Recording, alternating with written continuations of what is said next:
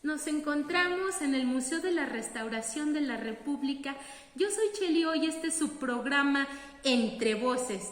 Hoy vamos a hablar del escritor Eduardo Galeano, Entre el miedo y el derecho al delirio, un decir desde los ninguneados de Eduardo Galeano, de Chacón Ramírez, Carlos Alberto Bortero Herrera, Diego Alejandro, de la Universidad Santo Tomás, Bogotá, Colombia. Los ninguneados, condición de los nadies, los ningunos, los dueños de nada. Los ninguneados son la manera de Eduardo Galeano para nombrar a quienes él consideraba los innombrables, los muchos que son nada, hombres y mujeres sin voz, sin derecho a un destino, despojados de sus sueños y su memoria, bajo la estridencia de estos tiempos de hoy, que resuenan como el canto de las sirenas en la antigüedad agobió a Ulises y que ahora los tecnócratas han bautizado bienestar, desarrollo y progreso. Los nadies son el resultado de hallazgos, orden mundial autocalificado como moderno, pero abrazado al antiguo colonialismo, que ve al otro como objeto de poder. Son ninguneados los millones de exiliados y desplazados del mundo, desterrados de su tierra natal, lugar común de sus familias, sus ancestros y sus sentimientos, arrancados de una tierra que, según Rocha, retomando a Heidegger, es experimentada de manera especial en la nostalgia, es decir, precisamente en la ausencia y la lejanía del lugar de origen que imposibilita la apropiación de aquello que consideramos como propio.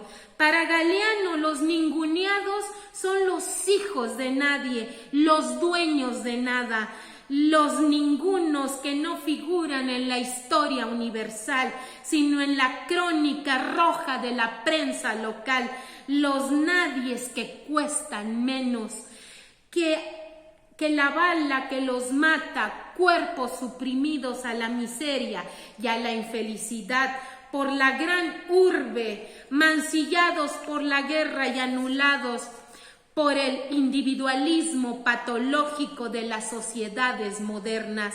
Los nadies van por el mundo viviendo, muriendo sus vidas anónimas, veladas de invisibilidad, aun cuando no son invisibles, llenos de escasez, sin poder negarse o quejarse. La civilización basada en el consumo así lo demanda.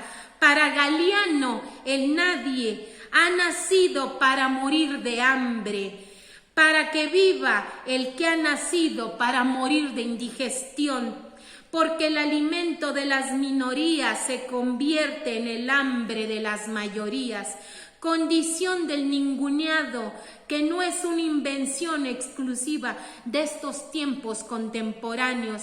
En la antigua Grecia, hace más de 2500 años, Glaucón, hermano de Platón, contó a Sócrates la historia de un pastor del reino de Lidia, que algún día encontró un anillo mágico y al ponérselo el pastor se hacía invisible y nadie podía verlo. Glaucón y Sócrates filosofaron largamente sobre las derivaciones éticas de esta historia, pero ninguno de los dos se preguntó por qué las mujeres y los esclavos eran invisibles en Grecia, aunque no usaban anillos mágicos. En América, tras la llegada de los europeos, surgen miradas de seres humanos de condición ninguneada. En esclavos fueron convertidos sus habitantes, originarios indígenas obligados al trabajo forzado en las minas de plata durante la época colonial, escenas apocalípticas de la extenuación y el hambre de una multitud de indios que arrancaban plata a las tripas del Cerro Rico del Potosí. Mejor suerte no corrieron los millones de africanos esclavizados que fueron arrojados como mercancía en las playas americanas por las embarcaciones del viejo mundo. Europa había tenido la gentileza de civilizar África Negra, la había arrancado de sus hijos más fuertes y los había vendido a los mercados de esclavos. Esta demostración inequívoca de barbarie produjo diferentes silencios que volvieron impronunciables diversas necesidades y aspiraciones de pueblos y grupos sociales cuyas formas de conocimiento fueron aniquilados. Americanos y africanos callados a látigo, sangre y fuego por la mano del colonide que usara anillos mágicos, barbarie de la civilización occidental, expresión de su capacidad para reproducir la desigualdad, tanto mejor como reproduce los grandes capitales. Paradoja de los tiempos buscados por la razón, padecida entre el miedo y el derecho al delirio. Un decir desde los ninguneados de Eduardo Galeano. Ninguneados mientras el racionalismo hace lo propio para el mantenimiento del orden criminal que gobierna el mundo. También convierte en objeto de estudio las estrechas condiciones de pobreza de los dueños de nada. Nadie que para la ciencia oficial no son solo objetos de estudios medibles, más que es una preocupación verdadera de los pobres, expertos y políticos que lo saben todo, en que no trabajen, que no comen, cuanto no pesan, cuanto no miden, que no tienen. Sin embargo, aclara Galeano, solo nos falta saber por qué los pobres son pobres. Será porque su desnudez nos viste y su hambre nos da de comer. Su miseria, su dolor, su tristeza y su angustia no cuentan para las medidas insensibles. Ellos son solo números. Las estadísticas dicen que son muchos los pobres del mundo, pero los pobres del mundo son mucho más que los muchos que aparecen que son. Datos que mienten para salir en defensa del capitalismo manifiesto, pero aunque sonrían las estadísticas, se jode la gente. Cuando carece la economía, también crece con ella la injusticia social. Realidad de un mundo determinado por las formas maquínicas de lo controlado todo, donde los cuerpos son atropellados sin ningún escrúpulo por el egoísmo inseparable de un modelo comunista. Tirable, sinónimo de desechable, descartable, eliminable, suprimible, anclado de la injusticia y el exceso, imposición del ritmo de las máquinas, fieles escuderas de este sistema que devora hombres y los expulsa, mancillados. Las industrias manufacturan millones de seres ninguneados con una eficacia invidiable y también hacen de sus cuerpos cosas. La máquina estéril odia todo lo que crece y se mueve. No puede producir otra cosa que presos y cadáveres, espías y policías, mendigos y desterrados. Poder maquínico que explora la naturaleza, multiplica el hambre y fabrica el miedo. Difunde la pobreza y concentra la riqueza. Las máquinas son preeminentes, no exigen salario, ni vacaciones, ni aguinaldo, ni jubilación, ni indemnización por despido, ni nada más que la electricidad que los alimenta. Los ninguneados como cuerpo del exilio, la morada extraviada, los ninguneados como cuerpos que llevan una vida en la que se vive muriendo y se muere viviendo. No tienen más que obedecer a su trágico y urdido destino, el camino del éxodo obligatorio. Así es como el mundo se aparece ahora a cualquiera de sus ciudades latinoamericanas, inmensos suburbios acorralan a las fortalezas amuralladas de los barrios de lujo. Ciudades que abarcan más allá de la inmensidad visible, construidas de hormigón frío e insolidario, y donde los nadies rechazados y desterrados se vierten en la periferia, no por casualidad. En las márgenes o las periferias, las estructuras de poder y de saber son más visibles, y por eso los pobres pueden ir, no pueden ser más cosas por fuera de los estrechos círculos de la opulencia. En los márgenes reducto de las ciudades pensadas para las cosas y no para las personas. Estos son los ninguneados, como en la gran urbe argentina, revelada en la historia de Eva Duarte. No es dueña de ninguna cosa, ahora es una nadie entre los miles de nadies que los trenes vuelcan cada día sobre Buenos Aires. En las viviendas de lata, barro y madera que brotan antes de cada amanecer en los cinturones de las ciudades. La periferia contrasta con toda demostración de abundancia y exclusión. En los cinturones de miseria de capitales se viven condiciones antagónicas al lujo y al confort. Vista íntimamente, la vivienda más humilde no es la de Dios de la sociedad moderna. En las clases de terror y todos y por todo mediáticamente impartidas, el orden mundial enseña a temerle a la libertad, que se muestra como un atributo altamente peligroso. Si está en manos de los ninguneados, solo el sistema económico es digno de la libertad, único con dificultades para domesticarla y administrarla. No obstante, existe una exhortación generalizada a que todos sean libres, pero no se dice que solo se trata de un lujo disponible para aquellos que pueden pagarlo.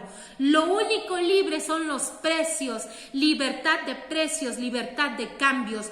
Cuanto más libres andan los negocios, más presa está la gente. Desde esta determinación, los nadies, los ningunos, los dueños de nada, tienen prohibida la libertad, que para ellos, de acuerdo con su vida, en los sórdidos lugares de la periferia, es una palabra ninguneada, palabra muerta de tanto nombrarse inútilmente. Algunas preguntas son inevitables. ¿Es libre un hombre condenado a vivir perseguido? Y la comida, ¿cuántos tienen el destino marcado en la frente desde el día en que se asoman al mundo y lloran por primera vez? Los expertos en pobreza llaman al fenómeno crecimiento urbano subnormal, pero esta es una mención indirecta y suavizada, un eufemismo para referirse al lugar de habitación de los cuerpos desobrados de la periferia. Eduardo Galeano insiste en que el lenguaje oficial ahoga la realidad para otorgar impunidad a la sociedad de consumo, crecimiento que agrupa cosas diminutas y multiformes construidas en los frágiles e empinadas laderas, en lugares desolados y vulnerables a las afueras de la tierra, casas pequeñas y muy pobres, furgoneras donde viven oprimidos, apretados, exprimidos los que poco tienen, los ignorados de este mundo, los ninguneados. En quechua, huico llaman los peruanos a la avalancha humana descargada desde la sierra sobre la capital en la costa. En lengua guaraní, una aproximación a la condición del ninguneado se escribe Mumboriowa. En lengua aymara, en los departamentos colombianos, en Cuadimarca y Santander, coloquialismo para nombrar una casa pequeña y muy pobre. En Colombia, la lengua, el coloquialismo para referirse a una persona de mal comportamiento y poco importante. Este tipo es un pobre ningutero, pobre, miseria, menesteroso, proletario, paria, miserable, extinto, paupérrimo o muy pobre, mendigo, huérfano, menesteroso. También coloquialismo despectivo para referirse a hombres y niños abandonados en las calles de Bogotá, que antes se llamaban gamines, ahora se llaman desechables y están marcados para morir. En Venezuela los llaman toderos porque hacen de todo. Los marginados viven de changas, mordisqueando trabajos de a pedacitos y de cuando en cuando. Son maneras de nombrar a seres humanos obligados a vivir al servicio de cualquier actividad ganapán, deslomándose a cambio de la comida y de poco más, todo a lo largo y ancho del mapa del mundo. El miedo condena obligada, el miedo manda, se lanza con fiereza, depara un mundo de individualismo habitado por personas temerosas de sí y temerosas del otro. Sistema estructurado en la desunión para el cual el prójimo no es hermano ni tu amante, el prójimo es competidor, un enemigo, un obstáculo a saltar o una cosa para usar. El miedo decide y regula todos los destinos de los dominados, que tiene a la cólera del poder, que a su vez teme a la ira y al levantamiento de los dominados. El temor es el rasgo fatal, un mundo de guerra como lucrativo negocio de la industria de la seguridad, cuyo mercado es el miedo generalizado. A propósito de esta industria, Eduardo Galeano menciona: ¿dónde se miden sus éxitos? En la bolsa, la cotización de sus acciones es el mejor noticiero de cada guerra. Rasgo común de un orden mundial que adora las cosas y desprecia a las personas impuestas por los caminos desolados que Metus encarnado. El mundo tiene miedo hombres y mujeres a la carencia de dinero, del mercado teme a la ausencia de ellas con dinero y a las conciencias no comparables. Esta es la condición de la vida moderna, en la que unos no duermen por la ansiedad de tener las cosas que no tienen y otros no duermen por el pánico a perder las cosas que tienen. Por otro lado, el miedo y el poder van unidos en una macabra relación de vieja data. Ya en la antigua China, un consejero real recomienda a su emperador: el poder sin miedo se desinfla como el pulmón sin aire. Si solo se castiga a los culpables, solo los culpables tienen miedo. Triste paradoja, pues el primer sacrificado ejemplo del avesado consejo fue el dueño de tales palabras, y desde entonces el miedo garantiza la continuidad del poder y el sistema de injusticia que lo representa. El paso del tiempo ha demostrado que dicho consejo era cierto. El miedo asegura la buena conducta de los nadies, presos del temor y la necesidad, condenados a la conformidad en nombre del derecho legítimo a la propiedad privada, auspiciada por el bien individual de mayor valor de la vida, para que nadie se pase de la raya. El miedo contagioso es una pandemia que se distribuye ágilmente a través de los medios de comunicación.